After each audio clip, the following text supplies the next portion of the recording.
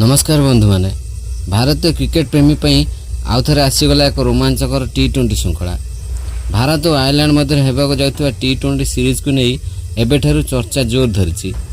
गोटे पटे युवा खेलाड़ी को सुजोग देवा चाहूथिया भारतीय दल आउ अन्यपटे निज घर परिवेश भारत को चैलेंज देवाकू प्रस्तुत रही आयरलैंड।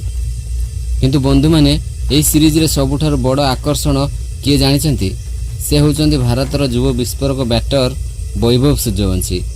मात्र किछि मास मध्यरे निजर आक्रमणात्मक बैटिंग द्वारा समग्र क्रिकेट जगतर दृष्टि आकर्षण करथिबा एही खेलाड़ी एबे पुणी थरे खबरर शिरोनामारे एवं एही मध्यरे भारतर पूर्वतन विश्वकप विजेता तारका युवराज सिंह देइछन्ती एक बड़ बयान। युवराज का कथा सुनिबा परे समस्त आश्चर्य हो जाइछन्ती, कारण से वैभव को नहीं जो भविष्यवाणी करछन्ती ताहा एबे सोशल मीडिया रे भाइराल होउछि। युवराज कहते जदि वैभव ठीक भाव में निज प्रतिभा को व्यवहार करें तेबे से टी20 क्रिकेट रे अनेक रेकर्ड भांगी पारे।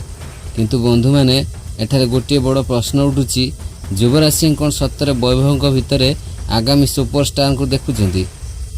आयरलैंड विरुद्ध सीरीज रे कौन से 25 बॉल शतक मारिया भली असंभव काम करें? 60 बॉल 200 रन करिवार स्वप्न कि दिने सत्य हेब?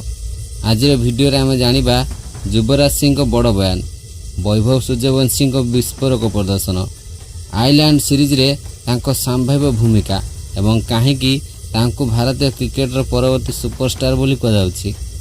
तेणु वीडियो को शेष पर्यंत निश्चय देखंतु, कारण शेष में आम आपन को कहबू से विशेष कारण जहाँपाई युवराज सिंह वैभव को नहीं एत बड़ भविष्यवाणी करछन्ती। तेबे ता विषय तो संपूर्ण तथ्य जानिबा, किंतु यह पूर्व जदि आप वैभव सूर्यवंशी को भल पाते ताले दयाक वीडियो को लाइक कर दिंतु एवं युवराज सिंह कहवा अनुसार वैभव कौन 25 बॉल शतक हासिल करें दयाक निजर मूल्यवान मतामत कमेंट कर जनातु। बंधु मैंने वैभव सूर्यवंशी एमती एक नाम जहाँ आज भारतीय क्रिकेट चर्चार केन्द्रबिंदु हो पारि।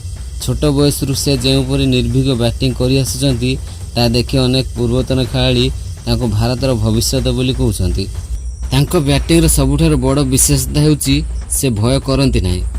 बोलर जेते बड़ हेउना कहीं वैभव आरंभर आक्रमण करने को भल पाती।